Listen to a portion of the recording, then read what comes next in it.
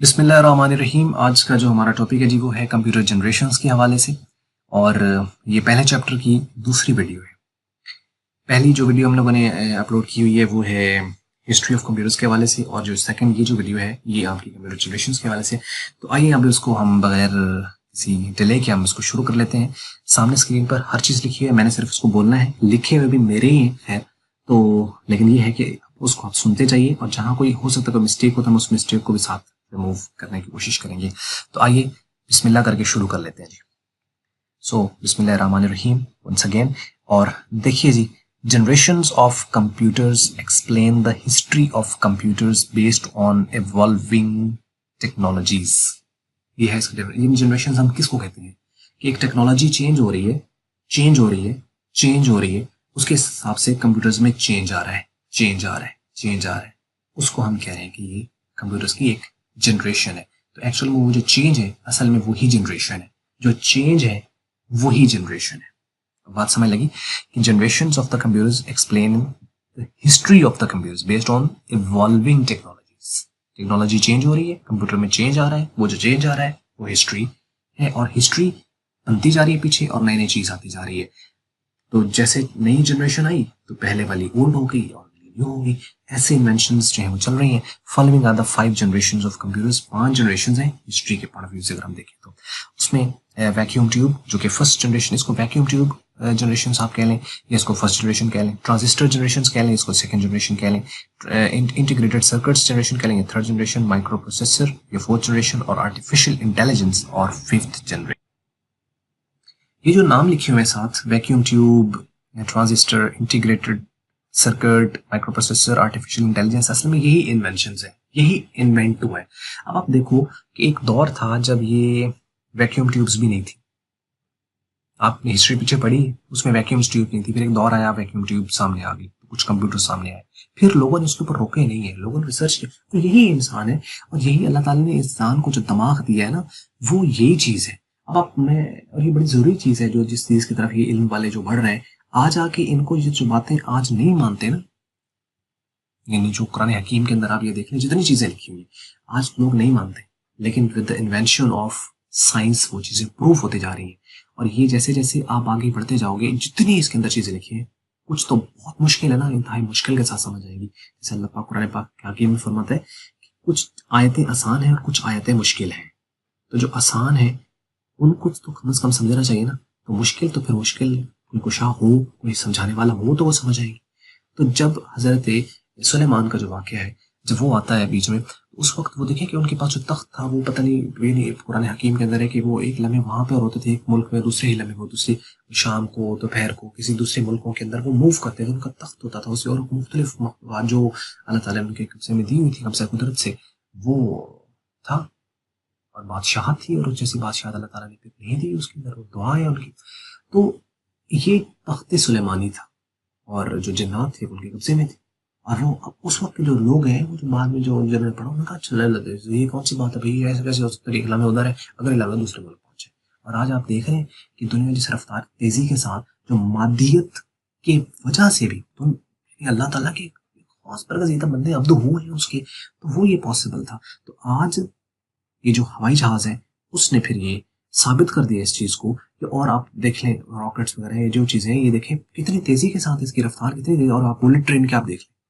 और ये आने वाला दौर इतना फास्ट और इतना क्विक है कि बच्चे मिसालें देख, जब बाप कहेगा ना कि बेटा मैं यहाँ से इस्लामाबाद जैसे लाहौर पहुंचने के लिए हमें 3 घंटे लग जाया करते थे, 4 घंटे लग जाया करते थे, तो बेटा हंसेगा बाप पर कि कमाल करते हैं, 3 से 4 घंटे आपको ये इस्लामाबाद से लाहौर पहुंचने में 4 घंटे लग जाते, कमाल करते हैं, 5 मिनट पहुंच जाता है बंदा। यू नो, ये दौर आने वाला है। अभी अभी आपको मजाक सा लगता है ना, अभी लगता है कि 5 मिनट में ऐसे, जब वो रफ्तार और ये इन्वेंशन और ये चीजें आने वाली हैं, इंतहाई तेज दौर है, जो कि पहले नहीं था अब है। तो इसकी जरूरत बन गया है कि आपको उसके साथ साथ चलना है। अगर आप उसके साथ नहीं चलोगे, आप उस एजुकेशन को हासिल करके उसके आगे नहीं बढ़ोगे, तो दुनिया में बहुत पीछे रह जाओगे। और जो रुक गया ना, उसी में तो स्मेल, जैसे पानी है ना, जो पानी खड़ा हो जाता है तो उसमें बदबू आना शुरू हो जाती है। जो इंसान है अल्लाह ताला ने उसको इसलिए नहीं बनाया कि वो हाथ पर हाथ धरे बैठा रहे और वो कुछ करे ना, नहीं, उसको जितना करना है, जितना उसके बस में, जितना बस में उतना तो करना चाहिए ना, बाकी तो फिर जो अल्लाह मालिक है फिर वो उसके सारे काम है, उसके कब्ज़े कुदरत में हर चीज़ है, लेकिन इंसान को उसने इख्तियार दिया है कि वो गौर व फिक्र करे। कुरान हकीम के अंदर कई बार है कि तो क्या तुम लोग अकल नहीं है, तुम लोग सोचते नहीं हो, यू नो। तो ये सारी चीज़ें उसी चीज़ की तरफ हमें जोड़ती हैं। तो ये जनरेशन है, यानी कोई चीज़ कभी नहीं थी, फिर वो हुई, फिर वो हटी, फिर नहीं आई, फिर वो हटी, फिर नहीं आई, और अभी भी ये सिलसिला रुका नहीं है, चल रहा है। ता कयामत ऐसे ही चलते रहना है। आइए शुरू कर लेते हैं हम अपनी फर्स्ट जनरेशन को। First generation, following are the properties of the first generation. कुछ प्रॉपर्टीज अब इंतहाई बुलेट्स फॉर्म में शॉर्ट करके लिखे हुए हैं। यानी पहला है इन्वेंशन ऑफ वैक्यूम ट्यूब, यानी इस जनरेशन के अंदर वैक्यूम ट्यूब इन्वेंट हुई, लार्ज इन साइज। जो इस जनरेशन के कंप्यूटर थे वो साइज में बड़े थे, एंड कंज्यूम्स मोर पावर, जो कि बड़े थे, और जो उसकी पावर थी, जो इलेक्ट्रिसिटी कंज्यूम करते थे वो बहुत ज़्यादा कंज्यूम करते थे। और जब वो कंज्यूम ज़्यादा होती थी तो आप देखें कि कंप्यूटर जो है उसके अंदर एक फ़ैन लगा उसको ठंडा करने के लिए, ये कंप्यूटर भी गर्म हो जाता है, बंदे भी गर्म हो जाते हैं, कंप्यूटर भी गर्म हो जाता है। बंदे का पंखा जो है वो फिर वो खुद ही होता है, उसने खुद ही अपने आप को कुछ प्रिंसिपल से उसने अपने आप को कूल डाउन करना था। कंप्यूटर के अंदर एक पंखा लगा होता है उसको कूल डाउन करना, ठंडा रहे भाई, ठंडा रहे, यू नो। तो ये जो कंप्यूटर्स हैं ये गर्म हो जाते हैं, तो उस वक्त तो बहुत ज़्यादा हीट जनरेट करते थे, तो उसके लिए फिर यानी पावर भी ज़्यादा थी और हीट भी ज़्यादा होती थी, और इसके लिए फिर एयर कंडीशन जो कमरे होते थे उनकी ज़रूरत होती थी, वरना अंदर तो जैसे जैसे तंदूर होता है, ये वाली हालत होती थी। तो यानी आप देखें किस मुश्किलों के अंदर वो चीज़ बनाई गई, और फिर उसको किया गया, वो रुका नहीं, इंसान ने फिर उसको चलाया है, फिर वो तो बनाने वाले तो मर मिट गए ना, लेकिन दूसरों के लिए वो एक ना एक राह मुकर्रर करके गए। तो आज ये जो कंप्यूटर्स है, जो आज टेक्नोलॉजी जो आज हमारे सामने है, जो आज है, तो ये उन लोगों का सरमाया है जो इन लोगों के जरिए रिसर्च से हमारे पास पहुंची। ठीक है, तो produces the more heat and costly in price, यानी कीमत में महंगे थे, and take the more space, और जगह ज्यादा घेरते थे, क्योंकि लार्ज साइज थे तो जगह भी ज्यादा घेरते थे, स्लो एंड स्पीड, और रफ्तार में कम थे, यानी ये इसकी होगी। और punch cards were used for input, और इनके लिए इसका अपना कोई इनपुट नहीं होता था, यानी उसके अंदर कोई इंटरनल नहीं होता था, इसको यानी इंटीग्रेटेड इनपुट नहीं थे उनके अंदर, उसके लिए फिर आपको सेव करके और पंच कार्ड इंसर्ट कर लेते थे उसके अंदर। और नीचे एग्जांपल्स लिखे हुए, जैसे कि इनियक है तो ये फर्स्ट जनरेशन का कंप्यूटर है, एडवेक है तो ये फर्स्ट जनरेशन कंप्यूटर है, यूनिवैक है फर्स्ट जनरेशन कंप्यूटर्स है, IBM है तो ये 650, ये IBM 701 are the example of the first generation computers. यानी ENIAC, EDVAC, UNIVAC and IBM 650, 701 are the examples of the first generation computers, and 1946 से 1959 तक is the period of the first generation, यानी 46 से ये तकरीबन जो है वो शुरू हुई। वैसे 1945 से भी बाज़ ऑफ हिस्ट्री में लिखा जाता है, क्योंकि इनिक जो था ये 1945 के अंदर इन्वेंट हुआ था, तो आप 1945 भी लिख सकते हो। ले जी, ये थी फर्स्ट जनरेशन, और अब आ जाते हैं हम सेकंड जनरेशन की तरफ। सेकंड जनरेशन के अंदर क्या है, following are the properties of the second generation computers, जैसे कि इन्वेंशन ऑफ द ट्रांजिस्टर, उसमें वैक्यूम ट्यूब थी, इसके अंदर ट्रांजिस्टर इन्वेंट हो गया। Computer this generation were smaller in size as than first generation computers. अच्छा, जो पहली जनरेशन के जो कंप्यूटर्स थे वो साइज में भी ज़्यादा थे, तो ये साइज में भी कम हो गए, उसमें वैक्यूम ट्यूब्स थी तो इसके अंदर ट्रांजिस्टर आ गया, और ये साइज में कम हो गए। वो ज़्यादा पावर कंज्यूम करते थे तो ये लेस पावर कंज्यूम करते हैं, वो ज़्यादा हीट जनरेट करते थे तो ये कम हीट जनरेट करते हैं, वो कॉस्टली थे तो ये ज़रा लेस कॉस्टली थे as compare to the vacuum tube. Take less space, वो ज़्यादा जगह लेते थे तो ये कम। यानी आपने एक बात नोट की है कि इन्वेंट क्या हुआ, वो इम्पोर्टेंट, वो आपने याद रखना है। दूसरी चीज़ आपने ये याद रखनी है कि इसमें साइज, तो साइज बड़ा छोटा छोटा होता गया, वक्त के जैसे जैसे जनरेशन आगे चलती गई साइज छोटा होता गया, और पावर जैसे जैसे आगे चलते गए पावर कम कंज्यूम होती गई, हीट कम होती गई, कॉस्ट कम होती गई, स्पेस कम होती गई, ये चीजें। और जो स्पीड है वो बढ़नी शुरू हो गई, तो faster than first generation computers. Punch cards were used for input, और ये कुछ सिमिलरिटी है कि जो फर्स्ट जनरेशन कंप्यूटर था उसके अंदर भी पंच कार्ड इनपुट के लिए इस्तेमाल किए गए, और जो सेकंड जनरेशन थी उसके अंदर भी पंच कार्ड इस्तेमाल किए गए, लेकिन एग्जांपल्स बदल गई। Honeywell 400 and CDC 1604 and CDC 3600 and the UNIVAC 1108 are the example of the second generation computers, and 1959 से लेकर 1965 is the period of the second generations, right? तो ये थी सेकंड जनरेशन। अब हम चलते हैं अपनी थर्ड जनरेशन की तरफ। थर्ड जनरेशन ज़्यादा ही थर्ड हो गई। लो जी, यहाँ पे आ जाते हैं। लो जी, थर्ड जनरेशन कंप्यूटर्स है, इसके अंदर हम देख लेते हैं क्या पॉइंट्स हैं। Following are the properties of the third generation computers. Invention of the IC, integrated circuits, पहले में वैक्यूम ट्यूब्स, दूसरे के अंदर ट्रांजिस्टर, तीसरे के अंदर ICs, integrated circuits. It was invented by the Jack Kalby Kilby आप कह सकते हैं इसको, और IC is a single component containing the number of the transistor. ये एक ऐसा एक कंपोनेंट है जिसके अंदर बहुत सारे ट्रांजिस्टर लगे, यानी इंटीग्रेटेड जो सर्किट होता है ये क्या होता है, एक छोटा सा कंपोनेंट होता है जिसके अंदर बहुत सारे ट्रांजिस्टर्स लगे होते हैं। और ये जो जैक किल्बी था इसने इसको इन्वेंट किया था। और उसके बाद नेक्स्ट पॉइंट है computers of this generation were smaller than the second. इस तरह के जो कंप्यूटर्स थे वो और ज्यादा साइज में छोटे थे, सेकंड वालों से भी स्मॉलर थे, consume less power than second, यानी सेकंड वालों से भी इन्होंने पावर कम कंज्यूम की, produces the less heat than second generation, less costly as compare to the second generation, take less space as compare to the second generation, speed fast in speed as compare to first and second generation. First और second दोनों से fast थे। और instead of the punch cards keyboards and the mouse were used for input. तो इसका मतलब ये हुआ कि अगर आपको कहीं एमसीक्यूज में ये आ जाए कि भाई कि जो कीबोर्ड और माउस है ये कब इन्वेंट हुए, तो क्या आंसर होगा, ये थर्ड जनरेशन के अंदर इन्वेंट हुए थे। तो पहले जनरेशन और सेकेंड जनरेशन में कीबोर्ड और माउस इस्तेमाल होते थे क्या? कीबोर्ड और माउस जो थी क्या ये इनपुट डिवाइस थी फर्स्ट और सेकंड जनरेशन के अंदर? तो आंसर है कि नहीं, कि कीबोर्ड और माउस जो था ये फर्स्ट जनरेशन में इस्तेमाल नहीं होता था। तो हर कंप्यूटर के साथ कीबोर्ड माउस इस्तेमाल भी नहीं हुआ। पहले वालों के साथ पंच कार्ड यानी ऑब्वियसली उसके लिए कुछ था लेकिन उस सिस्टम के अंदर इंटीग्रेटेड नहीं थे।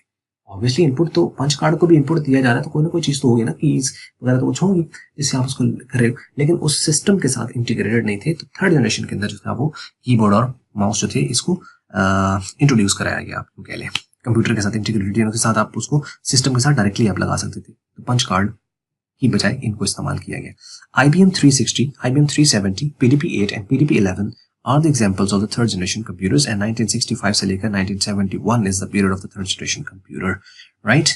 और 1965 इंडिया के साथ जो जंग और 71 में भी जंग, तो ये खतरनाक एक पीरियड था जब ये हुआ है, एक ड्यूरेशन है। खैर, तो उसके बाद है fourth generation. Following the main properties of fourth generation computers, fourth generation computers are smaller, ये फिर साइज में स्मॉल है, लेस पावर है, थर्ड वालों से कम पावर लेते हैं, लेस हीट है थर्ड वालों से, लेस कॉस्टली हैं, लेस स्पेस कवर करते हैं, फास्ट हैं सेकंड और थर्ड वालों से, और कीबोर्ड माउस और स्कैनर और माइक्रोफोन्स जो थे ये भी इसके अंदर एज इनपुट के लिए इस्तेमाल होने लगे हैं। जो फोर्थ जनरेशन कंप्यूटर्स था जिसके अंदर माइक्रो प्रोसेसर इजाद हुआ, इसके अंदर आपका स्कैनर भी आ गया, इसके अंदर आपका माइक्रोफोन जो है वो वॉइस जो है, जो जैसे कि हम मैं वीडियो रिकॉर्ड कर रहा हूँ तो I am using any particular mic, वो मैं इस्तेमाल कर रहा हूँ उसको आवाज को कंप्यूटर्स के अंदर फीड करने के लिए, ये भी एक इनपुट डिवाइस है। स्कैनर इस तरह इस्तेमाल हुआ स्कैन करने के लिए। तो ये स्कैनर्स और माइक्रोफोन जो थे ये इन्वेंट हुए जाके फोर्थ जनरेशन के अंदर, जब माइक्रो प्रोसेसर बेस्ड कंप्यूटर जो थे ये। तो जी अब इसके अंदर deck 100 and star, deck 10 and star 100 and PUP 11 are the example of the fourth generation computers, and 1971 to 1980 is the period of the fourth generation computer। वैसे माइक्रो प्रोसेसर अभी भी यूज होता है, आगे जितनी आगे एडवांसमेंट हुई है उसके अंदर फिर आगे आप जो इसको आप देखो कि गौर करते हो ना, जैसे कंप्यूटर्स आजकल अगर आप लेना चाहें, लैपटॉप लेना चाहें तो आप उसके लिए Gen 1, Gen 2, Gen 3, Gen 4, Gen 5, Gen 6, Gen 7 तक आ गए। तो ये असल में इनकी एक्सटेंशन है, यानी माइक्रो प्रोसेसर जो है इनके अंदर ही माइक्रो प्रोसेसर सारों में इस्तेमाल होते हैं आगे, लेकिन ये अब सारा आर्टिफिशियल इंटेलिजेंस बेस हो गया। फिर उसके अंदर फिर वेरिएशन आ रही जो कि प्रैक्टिकल्स में हम देखे तो यहाँ पे तो अक्सर सवाल में तो होता है कि अच्छा जी 5th जनरेशन जो है तो 5 जनरेशन लिखी है, तो यहाँ पे तो हमें 8 जनरेशन का भी मिल जाता है, आगे 9 जनरेशन भी आ रही है, फिर आगे 10 जनरेशन आ जाएगी, तो ये कहाँ 10 तक पहुंच जाते थे, 5 लिखे हमें। तो भाई वो जो जनरेशन है वो प्रैक्टिकली इसकी एक्सटेंशन हैं आपके माइक्रो प्रोसेसर्स की और आर्टिफिशियल इंटेलिजेंस की। सारे जितने कंप्यूटर्स आपके इन दोनों चीज़ों के ऊपर बेस करके अब आगे रिसर्च हो रही है, तो फिर उनको नाम चेंज होते गए हैं इस तरीके से। ठीक हो गया, तो वो हम कोशिश करते हैं उसके ऊपर। वैसे मैं सोच रहा हूँ कि उसके ऊपर वीडियो बनाऊंगा आप लोगों के लिए जो कि प्रैक्टिकल लाइफ से रिलेटेड हो, और कोई लैपटॉप आप खरीदने जा रहे हैं कोई भी, तो आपके पास इतना नॉलेज होना चाहिए कम से कम कि आपको पता हो गया यार अच्छा मैंने ये चीज़ खरीदनी है तो मुझे उसके अंदर क्या क्या स्टेप्स देखने होंगे। तो वो एक कॉम्प्रिहेंसिव मैं कोशिश करूंगा इंशाल्लाह जल्दी उसके ऊपर एक वीडियो जो है वो अपलोड की जा सके। तो ये था यहाँ तक 4 तक हुआ है, 5 था हमें डिस्कस करना है, तो फिर 5th को डिस्कस करते हैं अल्लाह हाफ़िज़ कहने से पहले। लो जी 5th generation. Following the 5th generation computers की प्रॉपर्टीज हैं। 5th generation computers invention of artificial intelligence. Aim of 5th generation is to make the computers to response natural environment like human. यानी आर्टिफिशियल इंटेलिजेंस ये है कि जैसे human behave करता है तो वैसे इसको बिहेव करना चाहिए। जैसे अब आप देखो कि किसी मॉल में जाए ना, तो वहाँ पे आप जैसे ही उस मॉल में उसके गेट के सामने आप जैसे ही आते हो तो वो दरवाज़ा ऑटोमेटिकली खुल जाता है, जब आप अंदर चले जाते हो तो बंद हो जाता है। तो ये एक क्या है, वैसे पहले गार्ड होता था वो सलूट भी मारता था, अब तो खैर गार्ड भी सलूट नहीं मारते, वो भी अपनी मर्जी का मालिक है। तो वो दरवाज़ा खुद खुल जाता है, पहले गार्ड खोलता था। तो ये क्या है, ऑटोमेशन की तरफ चला गया। ठीक है, और अब तो बल्कि यहाँ तक आ गया, मैंने सुना कि जो ये ड्रोन्स हैं, इनको पार्सल वगैरह डिलीवर करने के लिए भी अब इस्तेमाल हो रहा है कि बहुत बहुत सारे काम हैं जो कि ऑटोमेशन की तरफ लाए जा रहे हैं, और इससे बहुत सारी जॉब्स आगे खतरे में पड़ने वाली हो गई हैं।